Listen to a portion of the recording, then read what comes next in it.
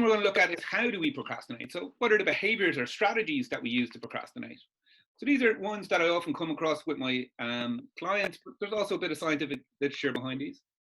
So one of the first things we tend to do is we can tend to overthink. So this is also known as paralysis by analysis. So this is where we can't decide whether to do A or B, and so we don't end up starting to do either.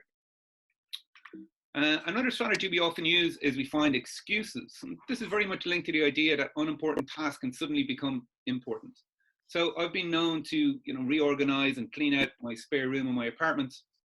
That's been sitting in dereliction for 2 years, rather than start work on my master's thesis, for example. Sometimes we'll tell ourselves, I'll do it when everything's perfect. I'll do it when the stars align. We all know very, very rarely are conditions perfect.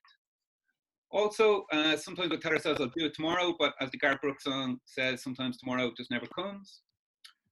Sometimes we'll label ourselves. So we'll call ourselves slow or lazy or stupid. And what's really going on there is often, it's not that we're slow, lazy, or stupid, or that we're not able to do the task. It's more that we don't really want to do it.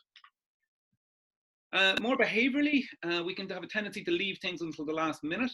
Suppose a lot of time what this is about, it's about we want to kind of minimize the amount of time that we have to do doing that task that we don't want to do. So if we leave things until the last minute, then we'll rush through them, we'll do it quickly, and that adrenaline will help get us through doing it. Creating the illusion of starting. This is a personal favorite of mine. What I will often do before I start work is I will tidy the entire room and space that I'm supposed to be working in, to the point where I'll take window lean to my computer. I'll put all my pencils completely perpendicular to each other, and that'll take 30-40 minutes. And then I'll decide to have a coffee before I actually start work. So I'm not really starting at all. We can sometimes reward ourselves before the task.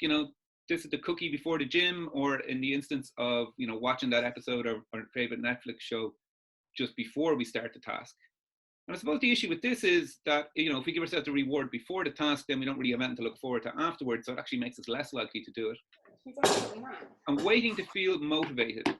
So waiting to feel motivated, this is something that clients will come to me a lot over. No, so, I've got the one in you. Sorry, just I just need to mute that person. Sorry.